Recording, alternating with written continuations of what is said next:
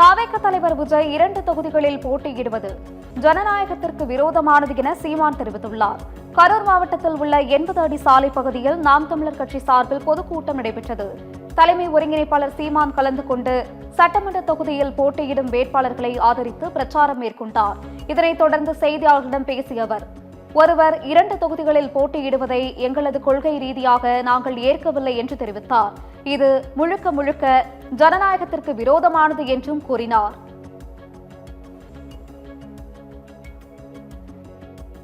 ஒருவர் இரு தொகுதியில் போட்டியிடுவதை நாங்கள் ஏற்கனவே முன்னாடியே இருந்து சொல்லியிருக்கோம்.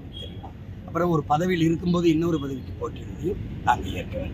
அப்புறம் மாநிலங்களை உறுப்பினராக போய் மந்திரி பதவி ஏற்கிறது ஏற்கனவே. எங்களுடைய அடிப்படை அமைப்பு அரசியல் மாற்றத்தில் இதெல்லாம் கொண்டு இப்போ நான் 2 தொகுதியில் நின்னா உங்களுக்கு கிடைக்கிற வாய்ப்பை நானே எடுத்துக்கிறேன்.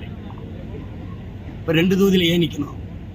ஒன்றும் தலைவனாக இருக்க எனக்கு நம்பிக்கை இருக்கணும், நான் வெல்லுவேன். இல்லை முன்னாடி நிற்கிற மக்கள் மேலே நம்பிக்கை இருக்கணும். இது 2 இல்லாதவங்க தான் 2 தொகுதியில் நிற்க வேண்டிய அவசியம் இருக்கு. புரியுதுன்னு நினைக்கிறேன். அப்போ அது எதனால என் தம்பி அப்படி ஒரு முடிவு எடுத்தார்? அவர் தான் சொல்கிறாரு, நான் எனக்கு அவ்வளோ இடம் தான் மாசத்துக்கு அது இன்னொரு இதுக்கு அவருக்கு வாய்ப்பு பறிக்கப்படுவாங்க. அது ஜனநாயக துரோகமாக நாங்கள் பார்க்குறோம்.